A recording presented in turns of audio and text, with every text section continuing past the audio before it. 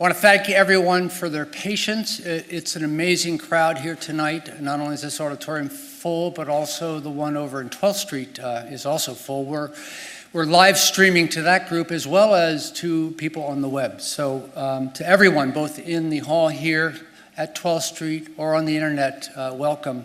My name is David Van Zandt. I'm the president here at the New School. And we're here really to welcome Frank Gehry, one of the greatest architecture minds of our time. The program tonight is part of a series called At the Parsons Table. It's a public conversation with renowned designers, artists, architects, and creative leaders. It's the brainchild of Paul Goldberger, the former dean of Parsons, and it continues on with the enthusiastic support of Joel Towers and the rest of us here at the New School. The programs such as this one are just one example of why Parsons is the most exciting, the most recognized, and simply the best art and design school in the world.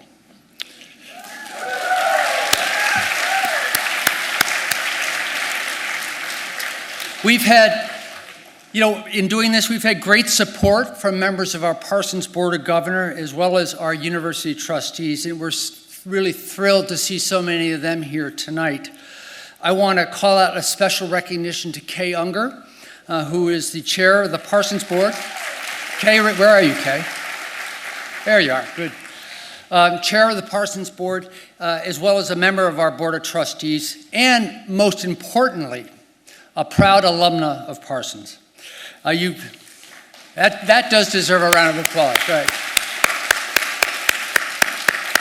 Kay, you're truly a model of alumni involvement, enthusiasm, and support. We also have two special guests here from two of our co-sponsors that I'd like to thank, from Arnold Knopf Publishers, as well as the Guggenheim Museum. Thank you to you and to your organizations for supporting the event tonight. And I'd also like to thank the Heller Furniture Company for providing the Frank Gehry designed armchairs you see on the stage.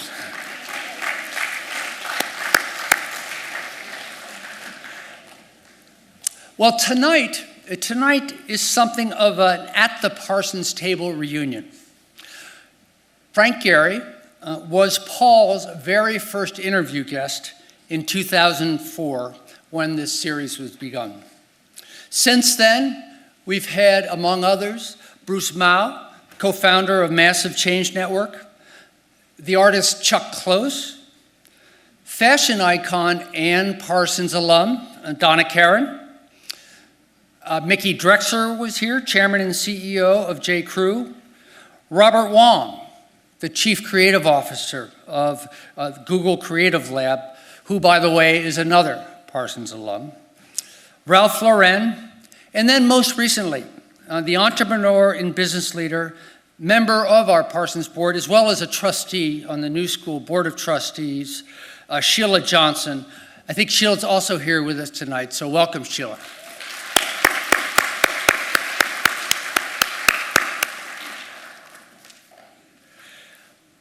Well, it's really an honor to have Frank Gehry with us again. This time, it's in connection with Paul Goldberger's new book, Building Art, The Life and Work of Frank Gehry, published by Alfred Knopf. It's out this fall to wonderful and, I must add, well-deserved critical and public acclaim. After the program, the book will be on sale and Paul will be signing copies outside of the auditorium. Now let me say a couple of words about Frank Gehry. It's hard to encapsulate an entire career such as his in just a few words, but I will try. He was raised in Toronto and has been a resident of Los Angeles since 1947. He did his Bachelor of Architecture degree at the University of Southern California and then went on to study at the Harvard Graduate School of Design. His career has spanned 5 decades and produced public and private buildings in America, Europe, and Asia. Now, again, I could go on and cite all those buildings, but we'll be here all night, and I think it's important to leave a little time to hear from Mr. Gehry himself. But what I do want to point out in finishing up is why it is so fitting that he is our guest at the Parsons table for a second time. At the New School in Parsons, we talk a lot about what makes us different from traditional universities and art and design schools. We bring together cutting-edge design with the social sciences. We see design not as just arts and craft, or not just about engineering, but design is about people and how we improve their lives. Design is about human interface, human beings. The hallmarks of Mr. Gehry's work reflect exactly that. He designs so that people can exist comfortably in the spaces he creates. His buildings include the context and culture of their sites. In short, his work makes the lives of people better. Ladies and gentlemen, please join me in welcoming to the stage Frank Gehry and Paul Goldberger. Thank you very much, David. Who designed these? Yeah, this is the first time I've sat in one of these, actually. It's second time for me. I hope it's not going to be a very short program, maybe now. Anyway, as David Van Zandt reminded us, Frank Gehry was the very first guest when this series started 11 years ago. Frank, thank you for being willing to come back. It was. I want to sell some more of your books. Thank you. Now this is a subject we like. Hurry up and buy them. What I remember from that conversation, besides the fact that it was a really good one, was that at dinner afterwards, David Van Zandt's predecessor asked you if you had any interest. This building did not yet exist. Asked you if you had any interest in designing it, actually. You said you might. It didn't quite happen for whatever reason. Obviously, missing that career-shaping opportunity did not hurt you too much, since I don't think you disappeared into obscurity after that. Actually, it was difficult. It was difficult since not having that job. You mean? Yeah. No. Yes, but you have survived it. It seems, actually. Yes, I did. Let's actually start, since we're in New York. That would have been, in fact, your first New York building had it happened, because at that time, in 2004, you had won the Pulitzer Prize, you had finished at Walt Disney Concert Hall, and the Guggenheim in Bilbao had both opened to huge acclaim, but you had not successfully done anything here in New York City. Daunting place as it can sometimes be. I think Roger Duffy lived here, so he was so that was why he ended up with the job? More accessible, yeah. Okay. It was a hard plane ride, you know. But that was the, okay. A lot of things happen that way, yeah. Yes, okay. Well, I think it sounds like you're referring to the New York Times building, which you didn't do largely because you were not comfortable, as I recall, committing to their request that you promise to be in New York every single Monday for the next 3 years of your life, or 4 years or whatever. Something like that. Was that the case? It was more complicated than that, but that was part of it. That was part of it, okay. How did things get started in New York? Let's talk about that. You did the IAC building and then 8 Spruce Street, two pretty significant things on the skyline, but they both came fairly late in your career. Well, because I didn't do the New York Times building, right? 2 years later, Bruce Ratner of Forest City called me, came out and said he was sorry I didn't do it. Mm-hmm. But that he had a consolation prize. Okay.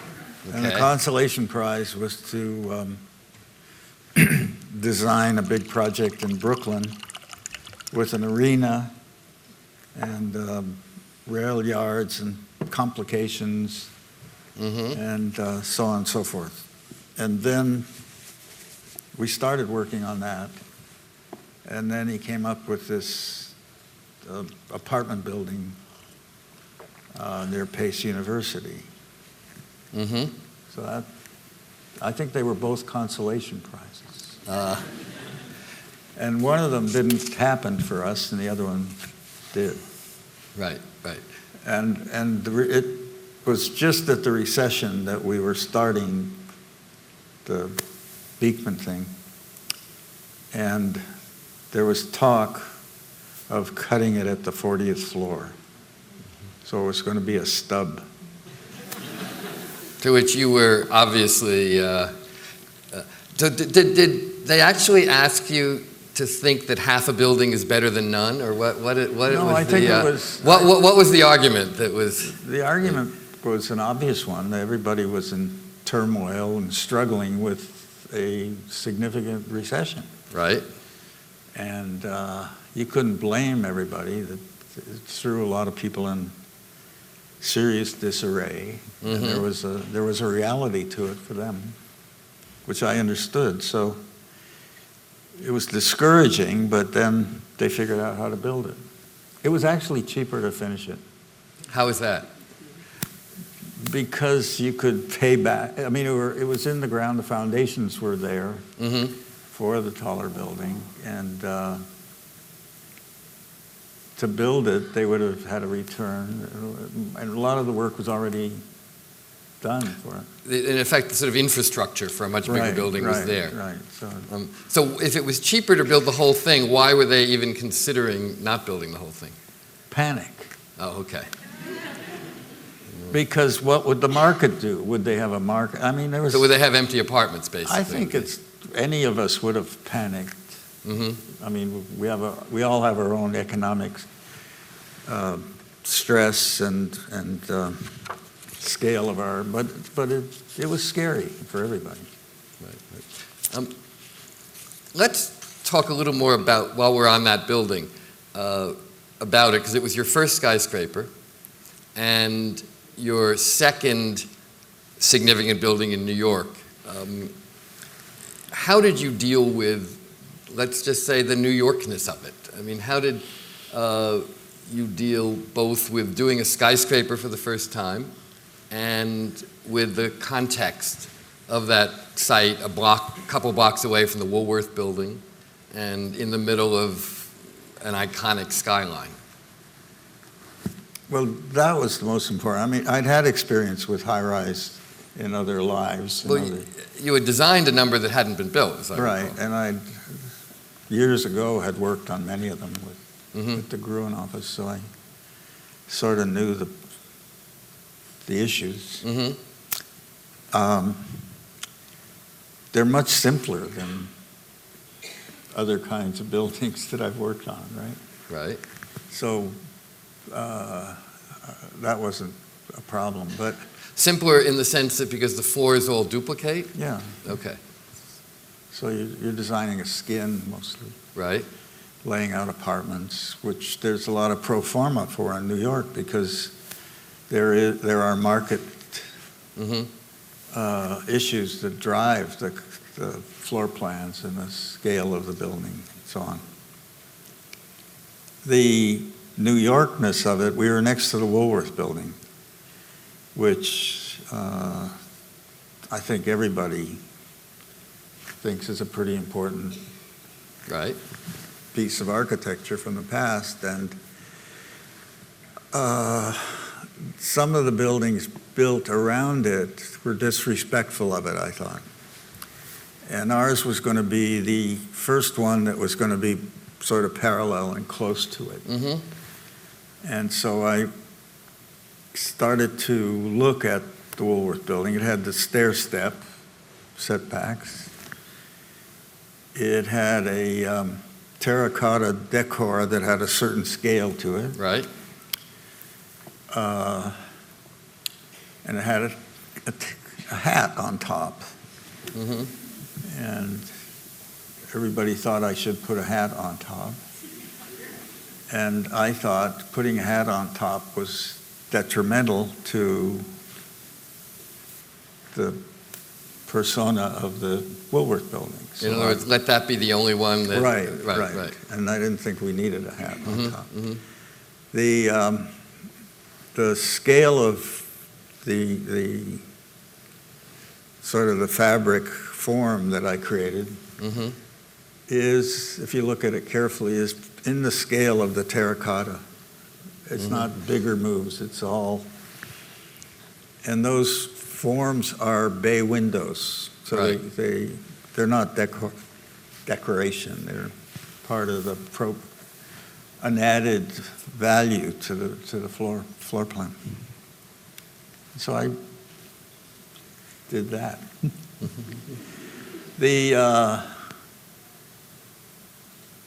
There are people, I'm not going to name them, there are people in New York who've done many of the spec apartment buildings. Right. And know the formula and know how to do it. Right. And so the client hired one of those guys to give us a baseline.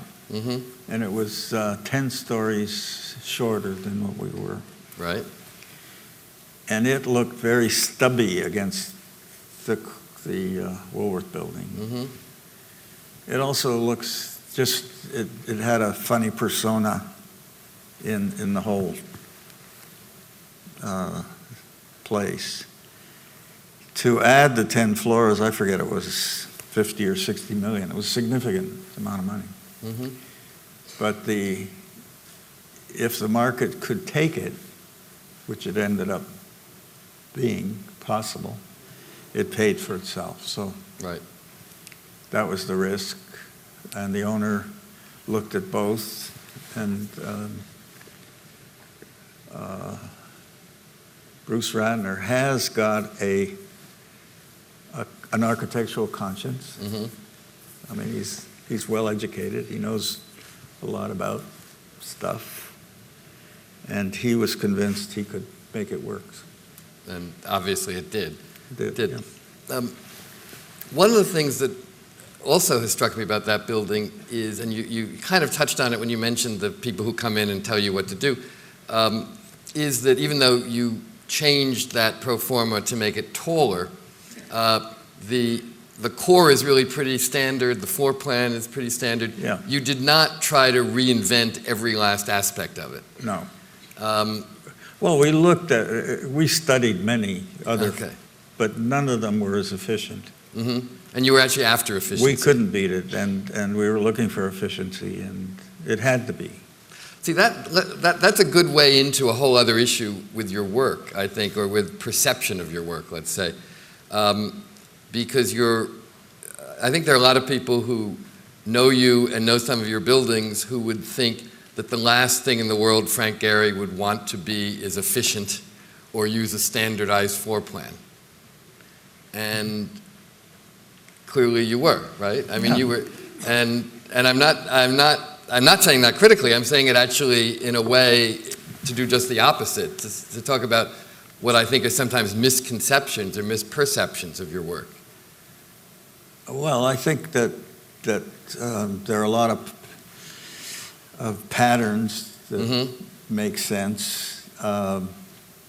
This wasn't going to be a building where I could play with things like that Herzog is doing with the jiggity jog. And 56 Leonard Street, right? Yeah. Right? Mm-hmm.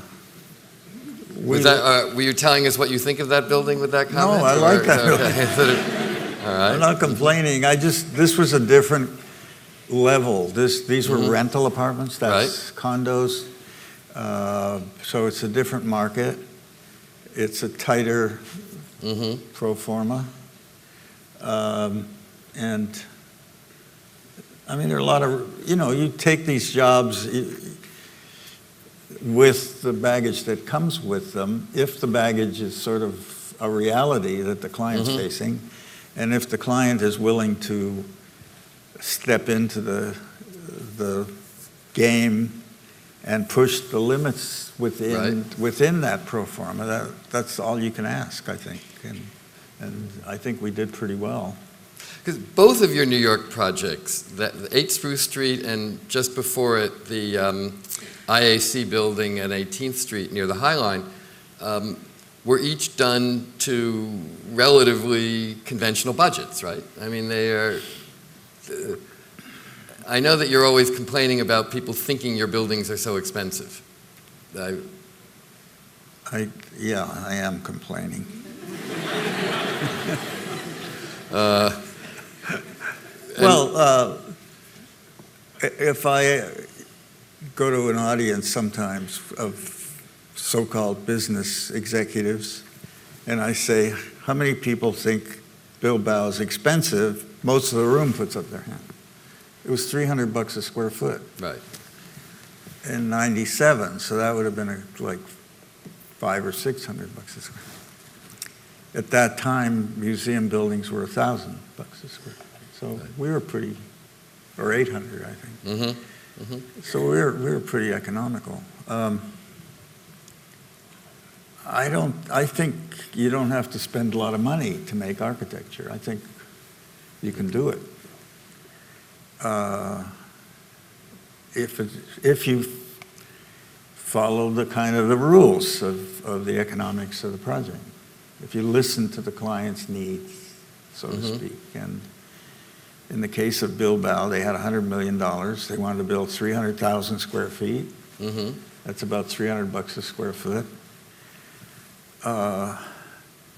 We had started to develop the technology to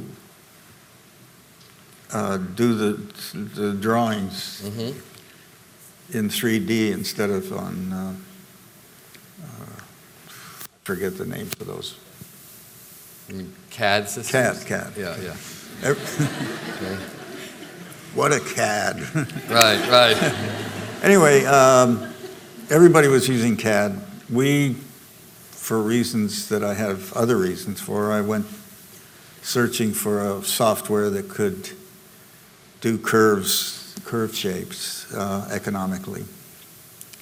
And so we were doing, why am I talking about this? I forget the question. We were talking about money and budgets and the fact that you're misunderstood as a super expensive architect, you believe. Yeah.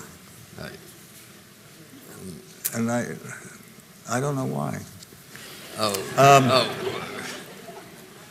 I think. Come on, you must know why, even if it's not true or not fair or not accurate. They look right. expensive. Okay. What happened with the software is we were able to do drawings that were clear, very clear. So the steel structure of Bilbao, which has, in which probably no two pieces of steel are the same size. Right. With our software, we had 6 bidders, 1% spread on the bids, which means that the documents are very tight, because you rarely get that. You usually get a spread of 20% or more. So you could trust it, and it was 18% under budget for the steel. And that's when I realized, we had something. On the tower, the Beekman Tower, we did the curtain wall with 0 change orders. Right. So that's usually about a 15%. But, it seems to me, though, you're almost selling the software short, though, because by focusing so much on the budgetary and the economic side of it, in some cases, like Bilbao, you needed it simply to make the building possible, whatever the cost, right? Right, I mean, right. You could not have engineered those shapes that you imagine in your head. You couldn't have engineered them and built them without that software. Right. That's true. And when we were doing Disney Hall, the contractor told my client you couldn't build it. Right. And he's out of business, and I built it. Right. It's true. The Disney Hall almost is a kind of like a morality play, and of 16 years. 60, no, but it took 16 years. The takeaway for anybody in the audience that's practicing architecture is you got to stick with it. You got to create the game, the form of the game, and you got to stick with it. And if you don't listen to the client's needs as in their budget, you aren't going to win. Right. Now, some guys get away with big budgets. You have some examples of that in New York. Oh, I can't believe anything in New York has ever gone over budget. What How do you mean? they do What that. But you have to have a good client. On the Barry Diller, so-called Barry Diller building, I had Marshall Rose, who was sympathetic, empathetic, tough as nails, made sure we did what he needed, but delivered something that was to his liking and Right. within his. You need a good client. You need somebody to play with you. Right, right. So. Yes, you use that word "play" a lot. Actually, it's fascinating to me that the. That's me and my grandmother on the floor playing Right. with blocks. Right, It right. started then. I mean, that's your substitute for the verb design is play. Right. I mean, when other architects I don't would say like design, the word design. Take it away. I think maybe we should look into changing the name to the Parsons School of Play. Actually, maybe there's a future in this this notion somewhere. Well, architecture, Yeah. I mean, we've had this discussion about whether it's an art or not. Right. And for years, I've always, when everybody asks me if I'm an artist, I always say, no, I'm an architect, because it's safer to go there Right, right. instead of arguing with some idiot about whether you. I mean, some idiot like Richard Serra, for example. He called me a plumber.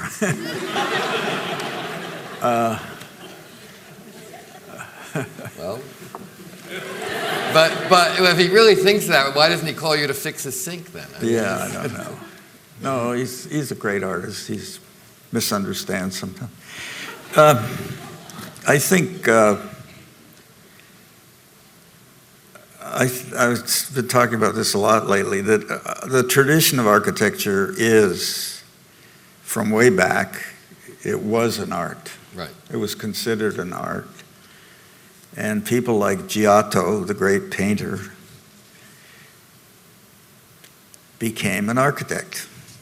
And many of our great, I think Michelangelo.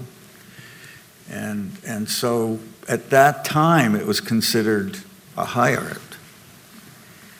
And how it got screwed and put to the bottom of the list, I don't know. Well, why is it that the notion of function is considered somehow to diminish art?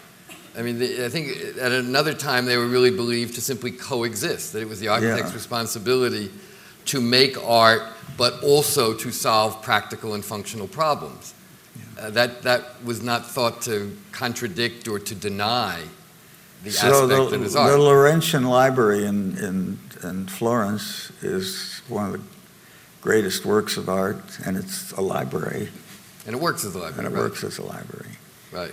And but they were building churches and stuff like that, so it had this other layer of holiness that allowed them. We need some of that stuff. Call ourselves holier than thou. I don't think we have to belabor arguing yes or no, but and I'm happy to just be a stupid architect, but I think that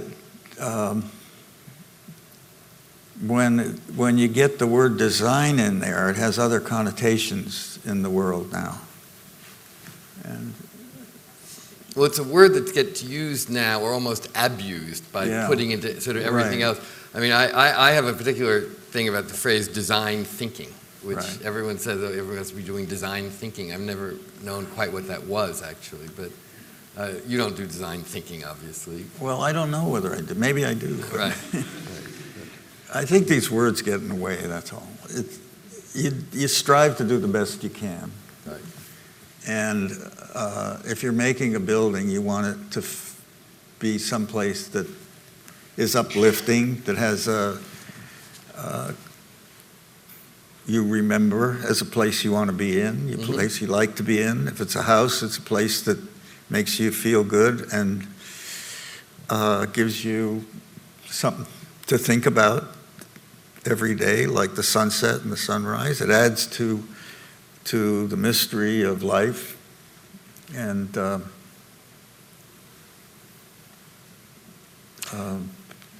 I think it's hard to talk about it. You just But do these it. are very conventional aspirations in a way, actually. Right. And one thing that fascinates me is we could take some of those things you've just said, and I could hear them coming out of another architect's mouth as a justification for why he or she is giving you a Georgian house or colonial house or something very traditional. You are using the desire for pleasure, satisfaction, enjoyment, and physical comfort as an explanation of the creation of very new and different architecture. Yeah, and there's a narrative, I think, that comes with it. Okay, so let's get into that narrative then. What is it? What is it? Well, Shakespeare said it, all the world's a stage, and we're all merely players. We're actors on a stage. And Well, you and I definitely are at the moment. we are at That's this right. moment. And I think we could make this stage a little more comfortable. By changing the furniture? If or we had what some time. other way? Yeah. But I hope the guy isn't here that made it. we'll, anyway, but no, let's stay with, not the chairs, not the stage, but with the sort of ethos of all this. You are, in some ways, a very intellectual architect, but also a very intuitive one who is seeking feeling and emotional response from buildings far more than intellectual response. Maybe that's kind of what I'm getting at. I remember back in 1991 when you and But Peter... visual intellect is a part of it, isn't it? Yeah.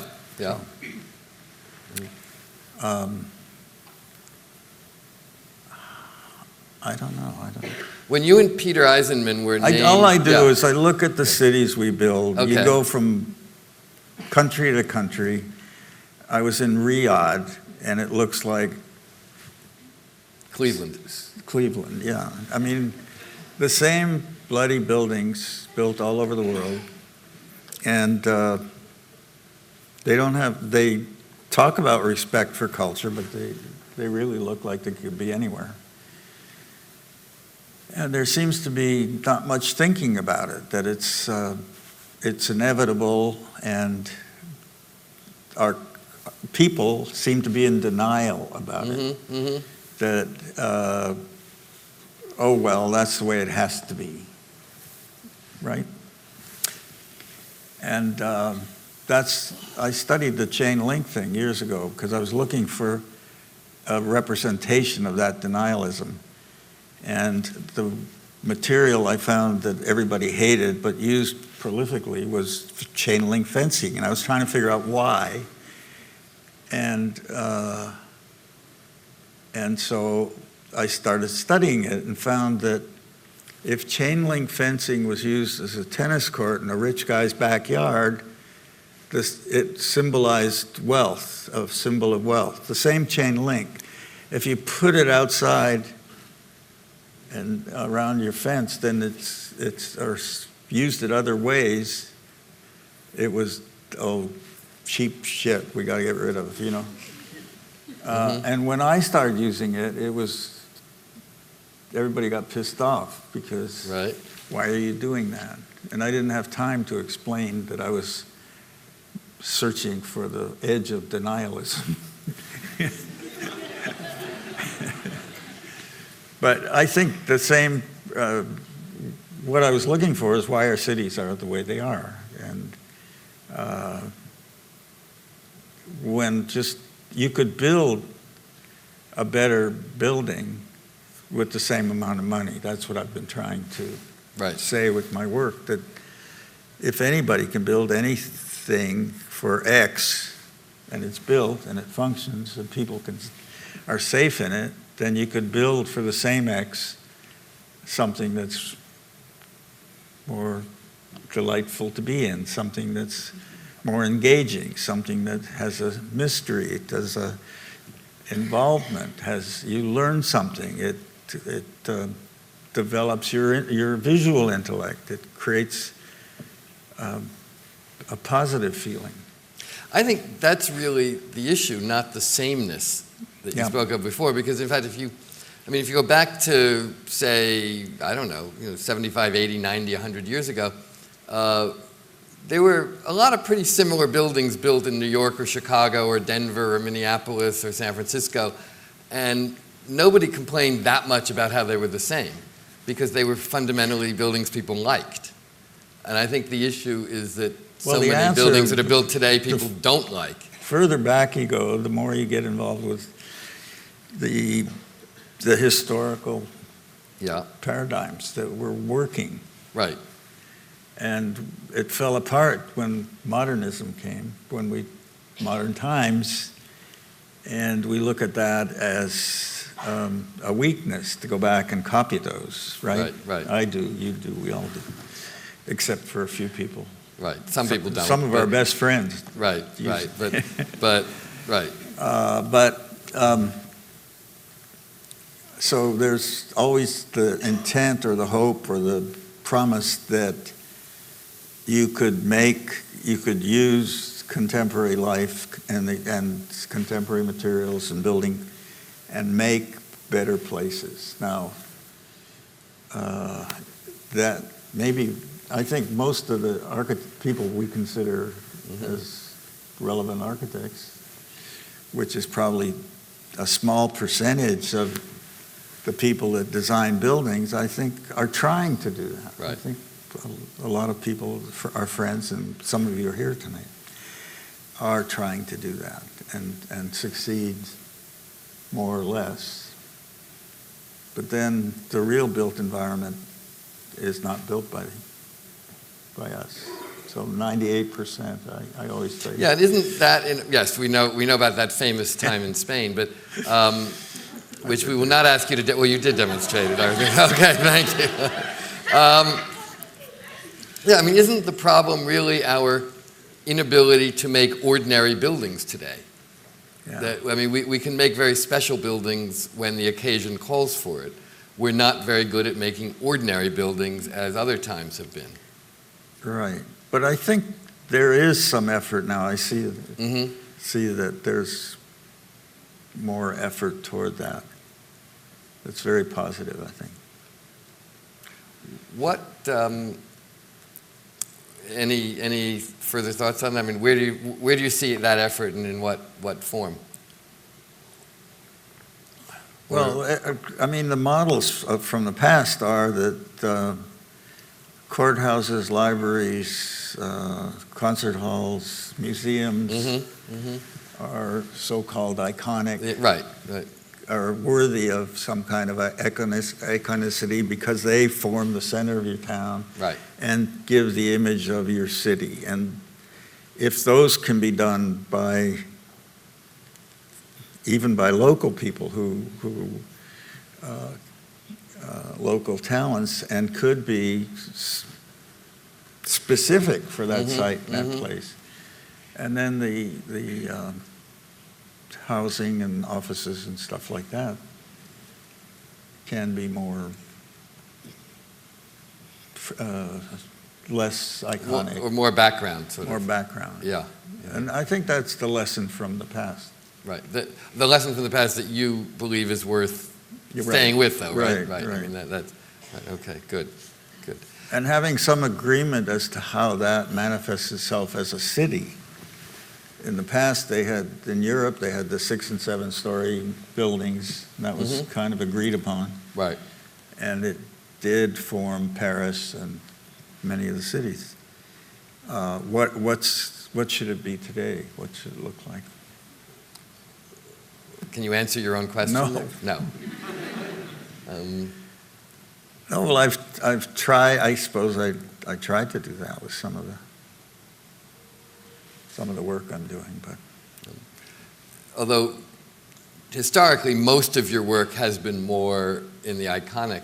Yeah, but the work we're doing for Facebook and places like that are not right. that kind of iconicity. They're more matter of fact. They're more in the spirit of the house I did for myself in '78. They're not expensive. They're kind of no, I think Facebook utilitarian. Right. But they still have a feel. I mean, those buildings. I mean, people tell me this. Yeah. It still has a friendly feeling, so that they feel comfortable. I don't think you have to get rid of that. No, I think Facebook's actually quite spectacular, even sort of exhilarating. It was built very cheap, very cheap. Right.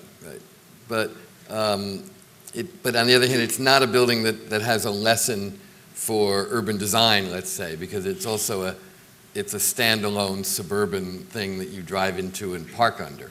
Yeah. But except we're building more of a. It's going to be a city. A city unto itself, I think. But yeah. I don't know if it's a model for others. Right. But I think one of the misconceptions today is the belief that if a piece of architecture is good, therefore it should be a model, and if it's not good, if it's not a model, then therefore it's not good. Right. I mean, that's a rap you've been given a fair amount, right? I mean, the sort of the whole like kind of anti-starchitect thing that the backlash that we have been living through the last few years. Well, I think the thing that we were able to do in Bilbao had such an incredible economic impact that it changed the culture, changed the politics. I had no idea you could do that. Right. That you could, I mean, when I went there in the early 90s, it was a dead on arrival city. People were trying to get out of there as fast as possible. The shipping industry, the steel industry was gone. When I started working there, they published a fatwa, kill the American architect, which scared me. And when I went in public, I stood next to the highest Basque official I could find.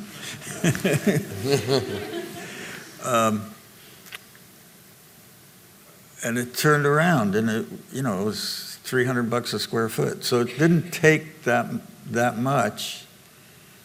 And this last reading, it's $3.5 billion the city has earned since the building opened. Which is a pretty good return on $100 million, isn't it? And the amount of the change is amazing. I mean, I'm so stupid that I don't live there, because I could live there for free. And I would get all the love I needed. I mean, they just... All right. I think I'm going to move there. I'm thinking... Well, I know you did go there to celebrate your 85th birthday not that long ago, but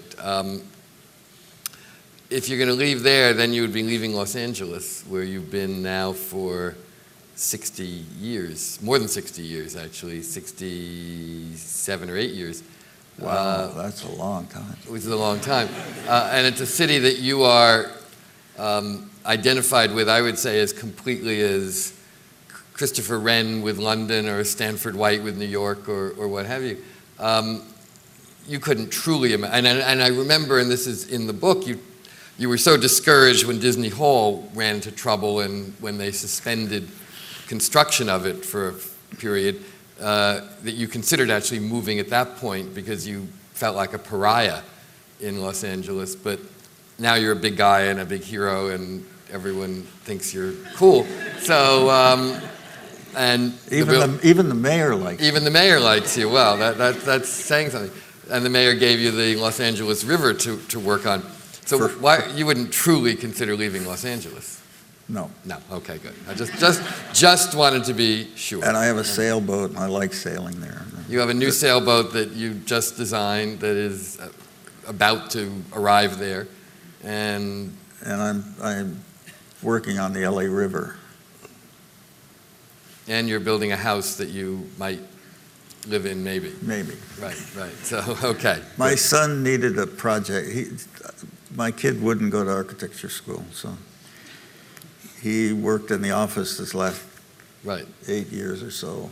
And So I concocted I was thinking about Venturi and his mother's house, and I thought, You could Okay. do your father's house? you could do his father and mother's My mother's house, right? So he did, and I think he did about 65% of it. That's my take. I mean, he may think it. But certainly all the architectural, the roofs and all that, he did. And I stood by and watched him make some complex mistakes and stuff. I didn't stop him, and it's built. You mean you didn't change the mistakes? No. So there are actually things about this house. Which I thought were mistakes Okay. at the time. Okay, but you've decided they're not. They're not. They're beautiful, what he did. So I'm all excited about that. That's fascinating because, so in a way, you kind of had a view of your son Sam's work that was a little bit like a lot of people's view of your work, Right. which is that at one point you thought it was crazy and then it got built and you decided they decided it was okay. Yeah. Right. Human nature. You know, So you mean I can't blame anybody anymore? okay, well, Damn it. Well, right. Well, certainly not in the interest of family solidarity. No, Right. I would hope not. So, since we've talked a little bit about odd shapes and we've talked about misconceptions, I know that one of the other things you're kind of sensitive about is the sense that your work is just these kind of weird, crazy shapes. Earlier today, we were in a TV studio, and there was some sculpture of some blob-like thing, and you walked past it and said, "They're going to think I designed it."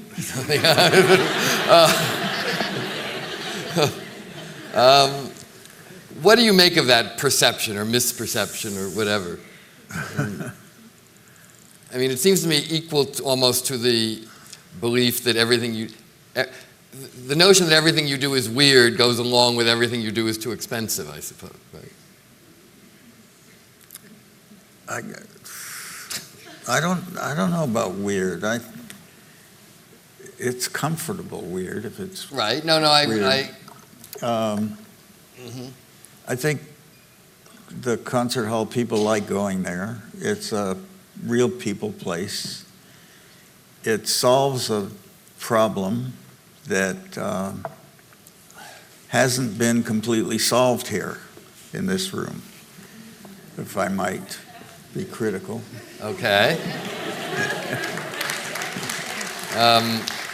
So when you go into Disney Hall and sit down, the orchestra comes on stage, the relationship between the players and the audience is really strong, and the orchestra feels the audience. Right. And they even feel when they like what they're playing, the positive. And it's just, they do. And they play better, and the audience likes it better, and it's a win-win. And over the 12 years that they've been playing there, they've gotten better, the orchestra. They've played, it's phenomenon. Right. And they tell me that.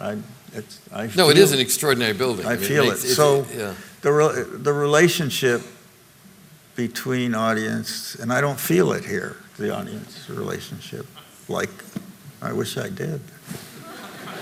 Well, Now maybe I'm comparing it to Disney Hall, not fair, right? Well, it definitely was not designed for the same program. For concert. That's true, and it's not designed for music either. So there is a feeling of Right. there, and I was aware of it, and the client was asking for a 2,500 seat hall, and I built models of a 2,500 seat hall, small models, but you could see that it wasn't achieving that intimacy. And so I convinced the client to let me explore a 2,200 seat hall, and we did a model of that, and you felt the intimacy. And so then I could add seats, I could squeeze seats into the 2,200 seat hall and build it up to 2,385, almost 2,400. And that was approved. Right. Because everybody could see the difference in the models, and you could feel the difference. So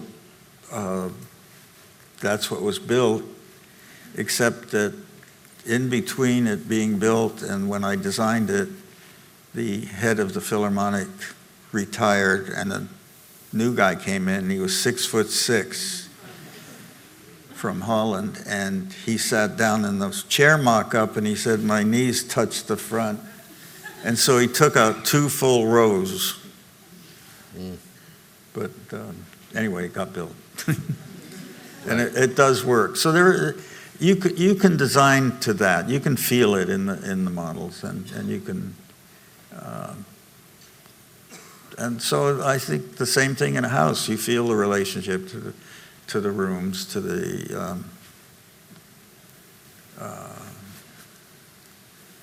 one of my artist friends was sitting in my house recently, the original house, Which you still live in. which I still live in, and he looked at me, and he was sort of getting I saw he was getting kind of emotional, and he said, "You've been collaborating with us for a long time, haven't you?" And that was a nice thing, because it's true. I was working, the group of artists that we all hung out are all there, and it's all worked into the thing. That's a whole chapter in this book, in fact, is your life with the artist. So I think those things are real, and you can sense them, and you can get them, and you can get to them, and you can understand them. And if you believe that Shakespeare's thing about we're all just part of all the world the stage. We're part of a theater. Yes. And we change our costumes, and we bring our stuff to the place. And it's a good way to think about it, because I think it's real. Right. I want to come back to that in a moment, but just remind everyone that we will have, I hope, a few minutes for some questions. There are index cards that ushers have or have already been given out or will go up and down the aisles with some. If you have a question, please call for a card, jot it down, and hopefully we will get to it. And I apologize to people in the auditorium on 12th Street, where you have wonderful architecture but not the ability to give us questions. So could I just say that Paul and I, since the book came out, and I'm very happy with what he did. He was given total freedom to do whatever he wanted. I didn't mess with him at all. And there are a few places where he get a little icky. But and we've been doing these talks, 3 or 4 before this. And tonight's the first time we got into this deep into this unknown territory that's hard to talk about. It's really hard to talk about. Well, we should keep going. I mean, that's good. It's like therapy. It takes a little while to get into it. You have to do a few hours before you're really ready. I think it takes more people. I mean, if you talk to a bunch of jazz guys, they really understand this. Yeah. Wayne Shorter, Herbie Hancock. Yeah, you've talked about that, and I know Herbie Hancock's a good friend of yours. Yeah, right? Yeah. And Wayne Shorter says, when asked about what he's going to rehearse tonight, says, "You can't rehearse what you ain't invented." I love that. Yeah. So I think musicians get it. I think actors get it. Right. I think we should be talking to each other a little more about these topics, because it's our life, and why can't it get better? Why shouldn't it? Right. And there are people who have these feelings and can talk about them much better than I can, and I'd love to get into it. Music has become more and more important to you, I've noticed, too. I think for this very reason, that Yeah, it's and both jazz and classical music, Right. which well, it's always been, but since I did the hall, and I go a lot, it's a curse. You have to go to your own building. I know. I remember you told me at one point, for the first couple of years, you had trouble because you kept looking around thinking of things that weren't quite right, or you might have done Well, I used to differently. go with the director. I sat next to her. I still do. And I would say to her, that light over there is too bright. Or why did they close that thing? The next time I went, she had tickets for me somewhere else. But now you're happy enough so you can actually listen to the music. Right. And experience the room kind of detached from all what I did. Because it's more than what I did. People inhabited it and then made it, Right. took it somewhere. Do you feel once a building is done and used for a while that it no longer fully belongs to you?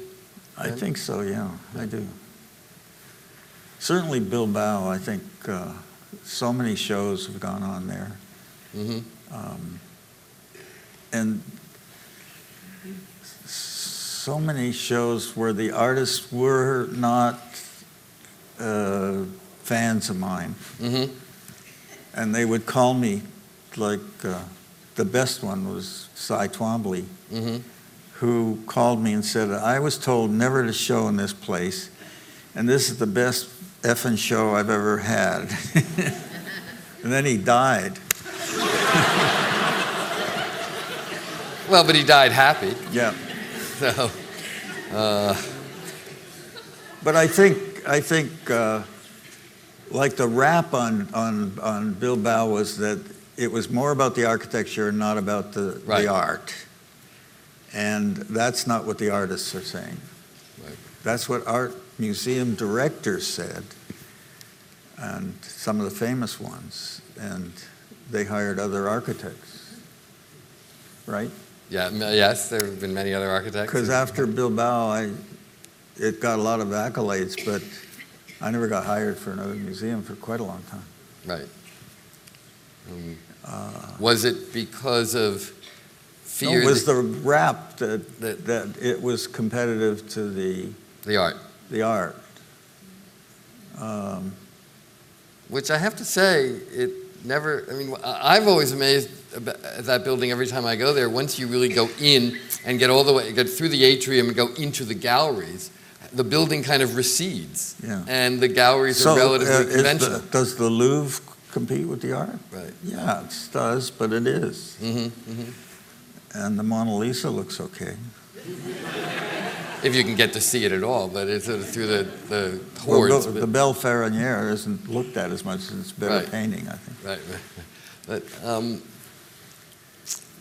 do you also have said before, I think, that this search for a kind of neutral place in which to show art is sort of a myth because there is no real truly neutral space, right? Even a white box has an aesthetic Yeah. presence of its own anyway.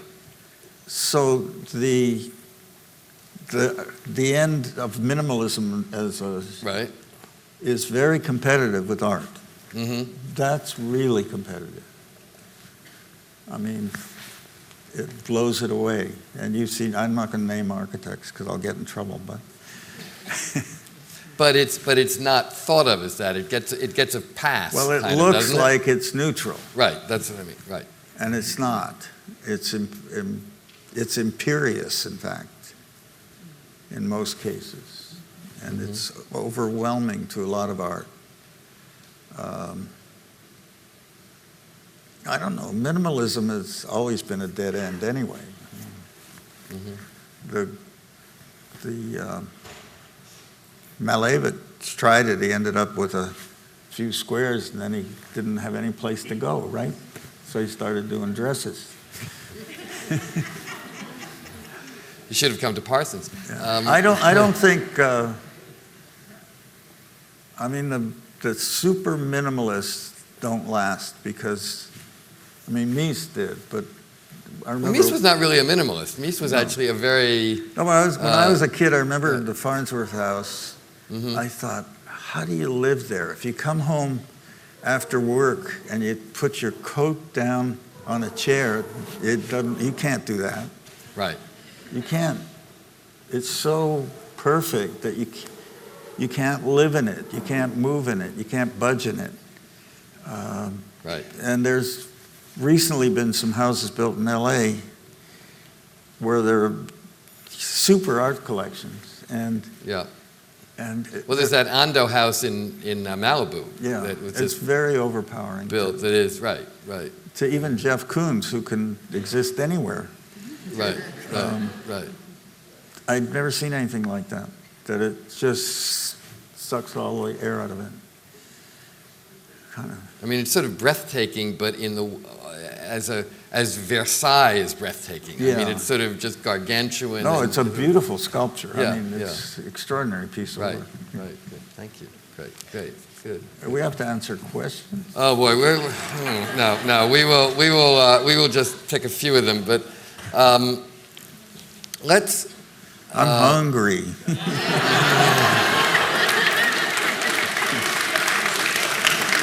You know, we've been doing this all day today. I haven't had a break since 1 o'clock.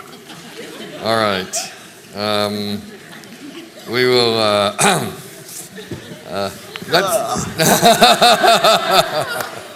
Was that another one? Okay, thank you. A late entry here. Okay. All right. A lot of these are there's some fabulous questions that actually could be an evening in themselves. So I don't know quite even where to begin.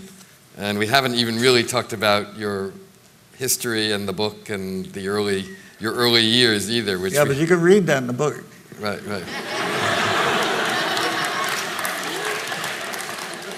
Promise me you'll all go out and buy a book. Okay. This is what we like. Because writers don't get paid a lot, you know. It's certainly not like architects who get paid. Right.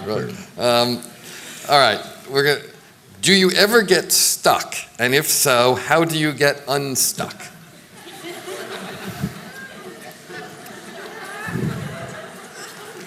So I always get stuck. Always. Because I don't know where I'm going with it. I'm looking, searching, blah, blah, blah, whatever however you want to describe it. I'm looking for something that I don't know what it is.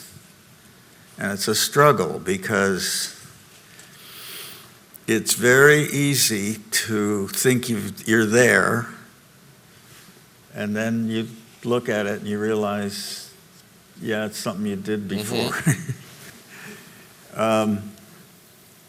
And so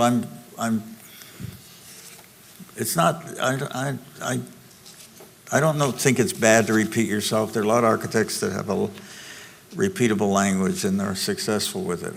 I'm just not one that can do that. And so who was I comparing with yesterday? At 3 a.m.? Okay. Who was I talking to? I didn't see you at 3 a.m., I don't think, actually. It's sort of, Somebody. that must have been some other writer you were thinking of at 3 a.m., not me. Anyway, somehow at 3 a.m. is when I wake up and I have a nightmare. And it's usually around 3 a.m. And I was talking to somebody else who had the same. Scott Fitzgerald wrote, "In the dark night of the soul, it is always 3 o'clock in the morning." Yeah, something about 3 in the morning. I don't know. Let's just bear with me for a while. All right, okay. And so on Beekman Tower, I got up at 3 a.m. and I was struggling with it, and I was trying to play with the folds. I'm fascinated with the fold, right? And artists have been interested in the folds forever. Right. In fact, a lot of artists who did portraits in the years gone by have a little face, and then they spend all the time on the fold. And So there's a lot of fun. The human, the fold is primitive. It's your mother's arms and stuff like that. And I thought of Santa Teresa by Bernini at 3 a.m. And the edgy folds, like Michelangelo folds are soft, and Bernini's folds are edgier. And I went to the office the next day, and I had a young girl from South Africa that was working on the project with me, and I asked her if she knew the difference between Bernini folds and Michelangelo folds. And she said she did. And so I did a quick sketch and showed her, and she made the first model, and it was so beautiful. She got it, and it was the beginning of the solution. So it was a nighttime 3 a.m. thing. And that got you unstuck, in effect. Got me unstuck. So that's one example. They're not always referenced to Bernini or somebody like that, but I suffer it. I have nightmares about not being able to do it. I value the insecurity of it because I know that I'm getting there. I'm getting somewhere. I'm used to that insecurity as being a part of the pathway for me, anyway. And so I just keep going. I love the idea of... But I do know when to stop. This doesn't go on, it sounds like it's going to go on for 5 years, but I work pretty much within the system of schedules and stuff. Right. And I don't. It's not mystical. The way I'm talking about it now, it sounds mystical. I don't present it to anybody that way. It's not. I'm not Jim Terrell. Which of the buildings you've made do you feel you've learned the most from, and what was it that you learned? Oh my God.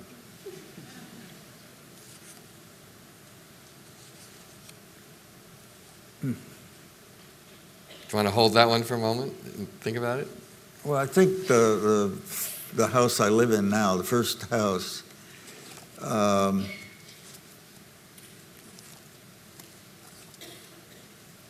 made me realize how little you needed to cross the line into something that was interesting. It's not. You don't have to invent new technologies or new worlds. I mean, it's fun to invent new technologies and explore those things, but it doesn't. It's not the only way, and it's a lot simpler, and it's just asking a lot of questions, and I think growing up with my grandfather in Talmud. Right. That's all they do. These old guys sit around a table and argue about what Rabbi Hillel said to this other guy, and then they argue with, no, he didn't mean that, he didn't mean that. And they sit there for hours and days and weeks, actually. If you go to Israel, you'll see them. They sit at tables. Right. So I grew up with some of that. And the Talmud starts with the word why. And so there's a kind of built-in curiosity pro forma. Yeah, your work never has seemed to me as if it was designed or conceived with the notion that there is an ultimate answer to anything. Right. Or an ultimate way to do things. No. That it's all about... It's asking questions. Right. It's being realistic about budget and time frame and knowing you have to stop X. Right. And it works, kind of. There are a lot of questions here, not surprisingly, about what advice you would give a student. Oh, God. About... And one of them even says, is college necessary for an architect? Well, my son didn't go. He wouldn't go. And Bob Rush. but he did get a job, though. Yeah. But Bob Rauschenberg didn't go to school. One of the greatest artists of our... Right, but artists don't need licenses to practice art. Architects do. There you go again. You're judgmental about it. I mean, hate to be a stick in the mud about this, but Yeah, I don't... Well, I'm going to give you another variation of that. One of the students says, what advice do you have for a student trying to find their own personal architectural style? Okay, so I tried this at Yale where I teach sometime. If you write your signature, and 10 of you write your signatures, they all look different. And you did it intuitively, and you've been writing your own signature for a long time, and it doesn't look like the other person's.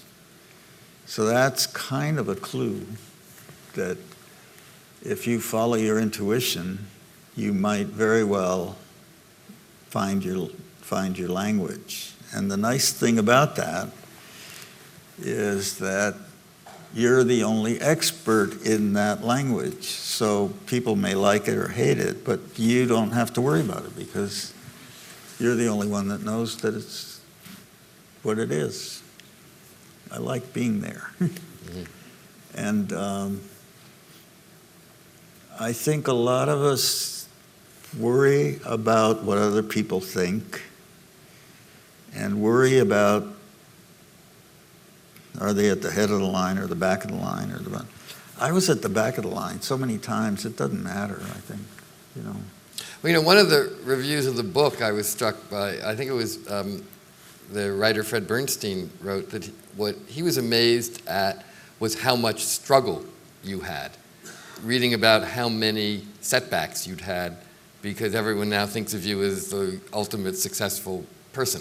And in fact, how many jobs you lost, how many battles you lost, how many problems there were to overcome over the course of your life, that you did not sail into this career. Yeah, I don't remember any of them. Well, couple more if we can, we have time for, I hope. The spontaneity and exuberance of jazz, the compositional rigor of classical music, these seem to be powerful inspirations for you.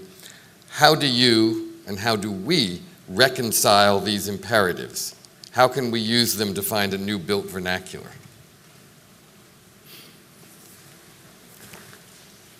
Well, so with classical music, I don't play an instrument, but although I just got an honorary degree in music from Juilliard. Right.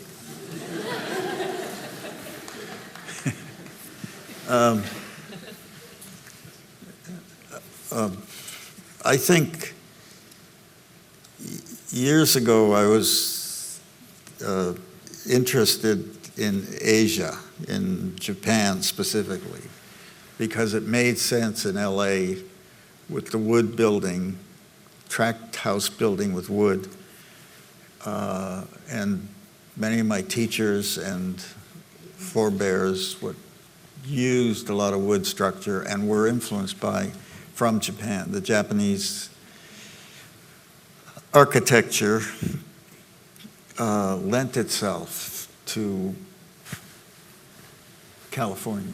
Mm-hmm. And so it was very Asia-centric. So I studied Japanese. I didn't study the language. I never learned to talk it, but I studied Japanese art and music and architecture and literature, and I really got into it. And there was a class at UCLA in ethnomusicology, and they had a small orchestra, a group that were playing gagaku, which is the imperial court music of Japan.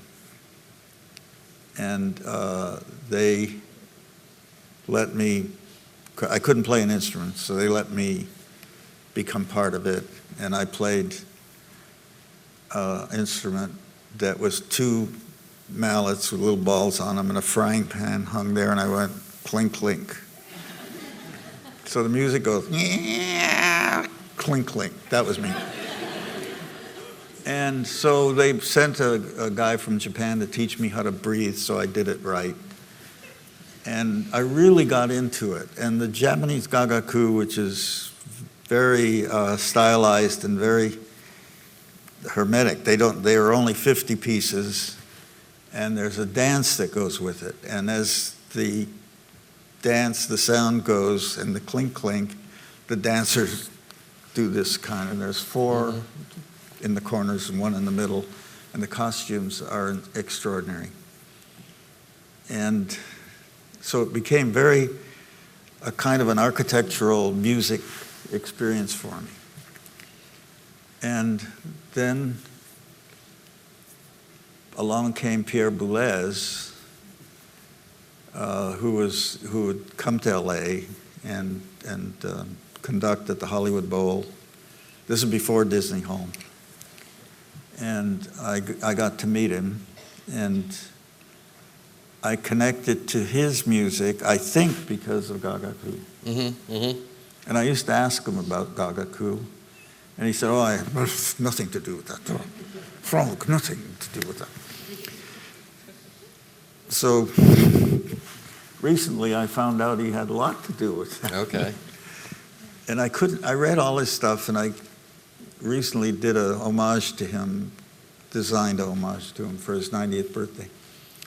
And it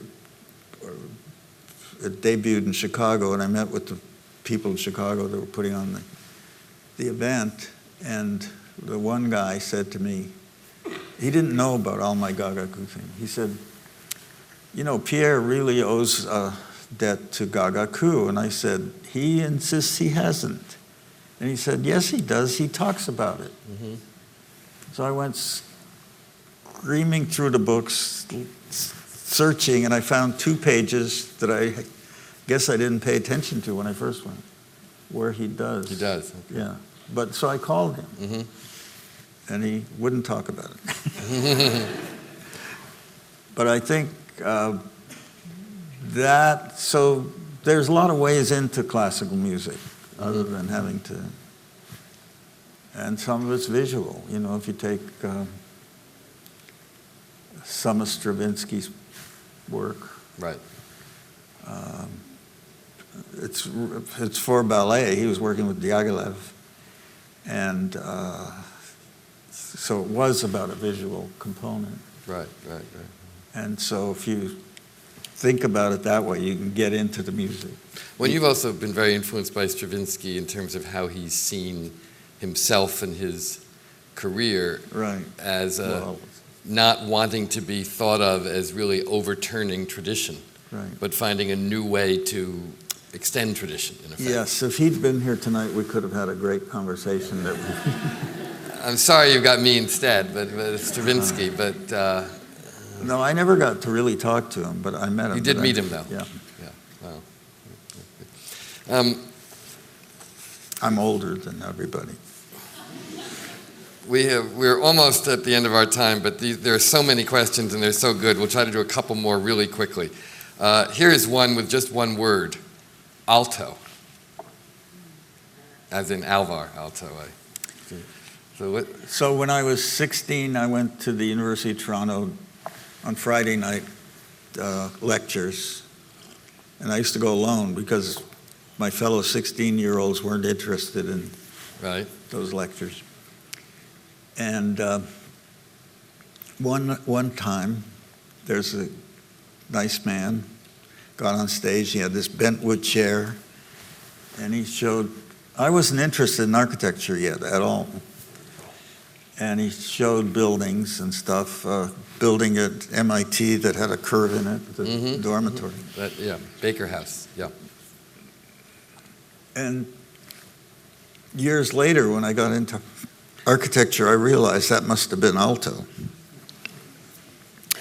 And my first trip to Finland, I visited his office, And he wasn't there. I asked if they would check the records about University of Toronto, 1946, and bingo, they found it. He was there. That was him. Right. And I think that I grew up in Toronto, and I lived in further north too, in Timmins, Ontario.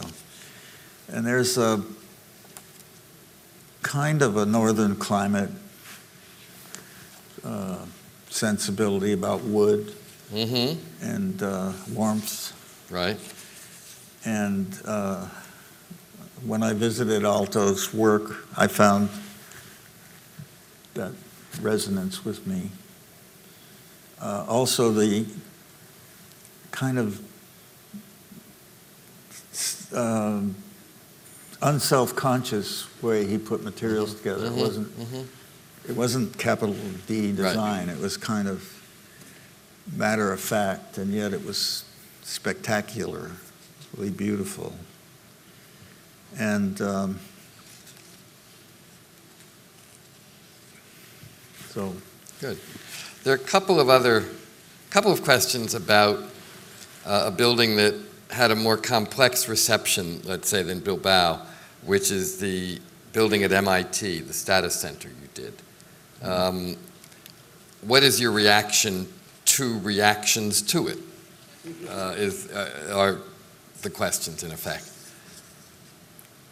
I thought everybody loved it. Okay.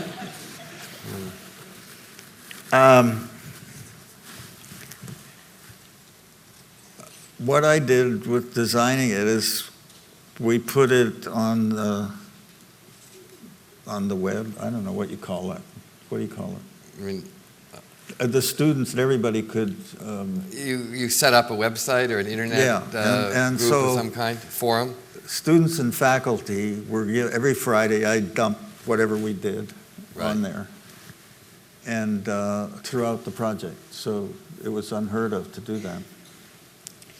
And I'd say the first 6 months it was all negative.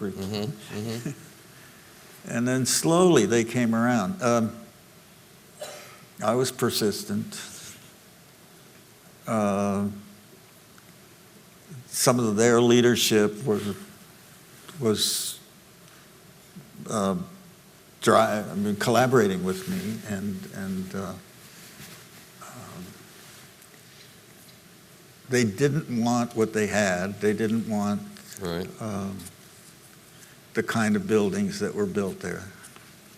That wasn't what they were looking for. Right. And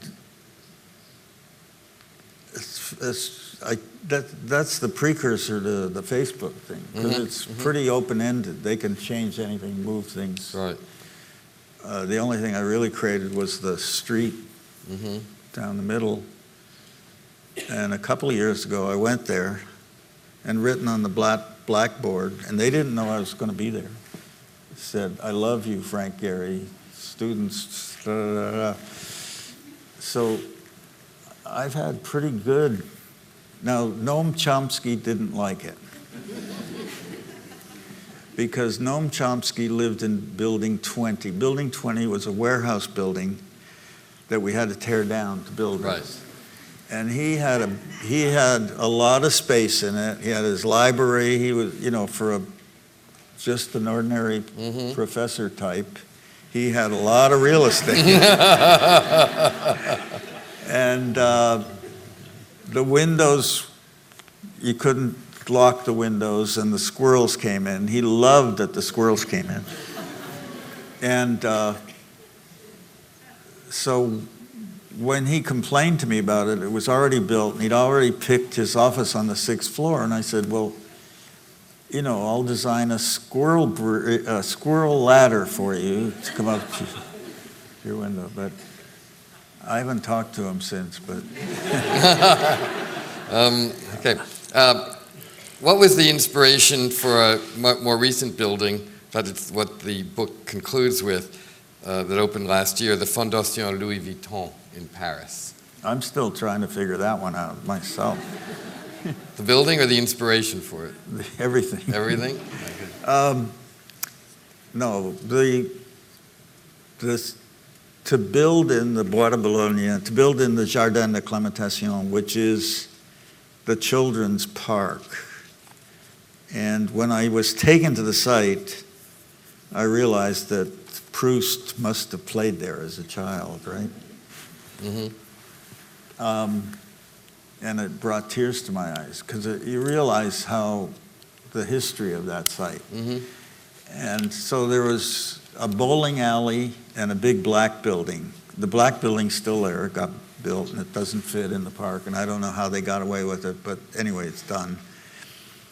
The bowling alley was owned by the Dior company, and that Dior was Louis Vuitton. So we were allowed to tear that down and replicate its height, which was a bowling alley. That would not be a building that would be pleasant to build.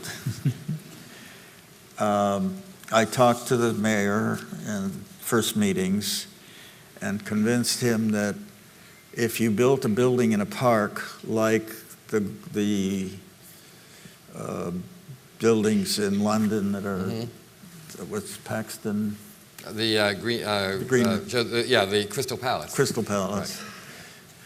And that the tradition of building with glass in the park, and I showed them some studies, and they like that idea. Now, the problem with that is you can't hang paintings on glass.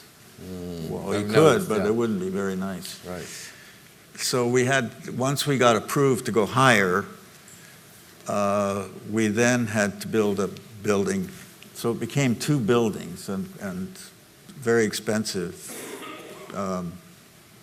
kind of thing.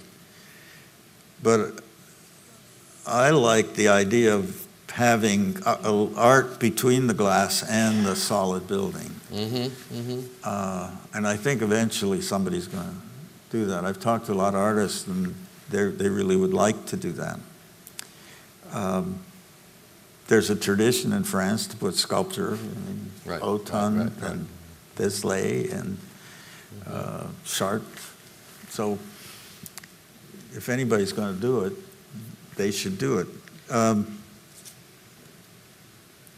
So once I started playing with the glass, and because I'm a sailor, I start making sails. And so it's a full regatta in the park. Right. Let's end with a couple of questions I'll put together that connect back to education in some ways, which is, one of them is advice to people studying architecture. And what do you look for when you hire an architect in your office? When I read it first, I thought it was when you lure an architect into your office, but maybe it's the same, I don't know. What do you look for when you're getting a young architect to work for you? So I don't do any of the hiring. Right. So I don't know who we're getting. What do you tell the people who tell the people who tell the people who are what to do? The only thing I do, which is probably not fair maybe, but I teach at Yale every other year. And usually there's a student or somebody there that I like, and I invite them to come join the office for a while. And so some of those a couple of those people have gone on to become partners, right? Right. But others have too, that I think people are given a fair chance. And there's about a 2-year period of just making models and stuff and watching the process before somebody can jump in with me. But and we've tried to go faster, and it hasn't worked. What do you look for among the people who work most closely with you then?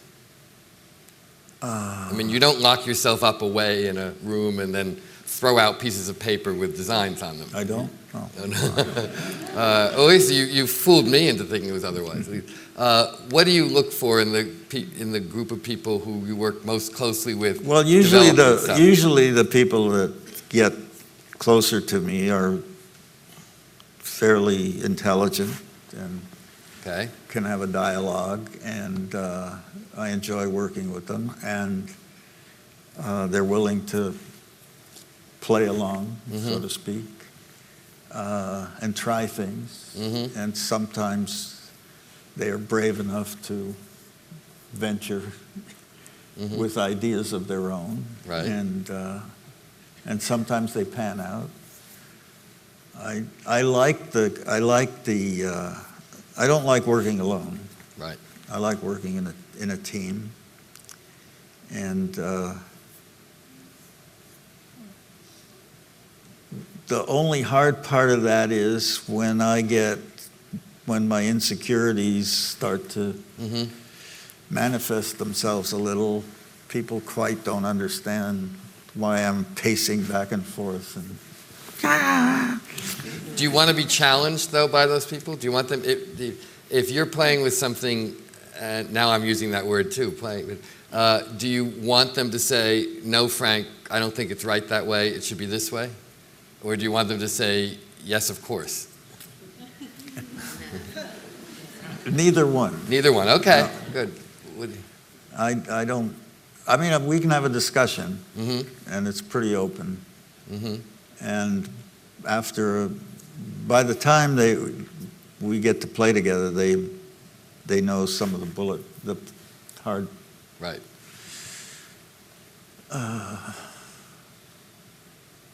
But I think we try things. They try things. There's a beginning direction, and they work within that kind of. Great. Yeah. Great. This has been so great. We've gone actually way over our time, and I think we could go on all night, but we promised you food at some point. So before you starve completely, let me first thank all of you for being here, and thank the Guggenheim and Alfred Knopp for sharing this event with us. And most of all, thank you, Frank.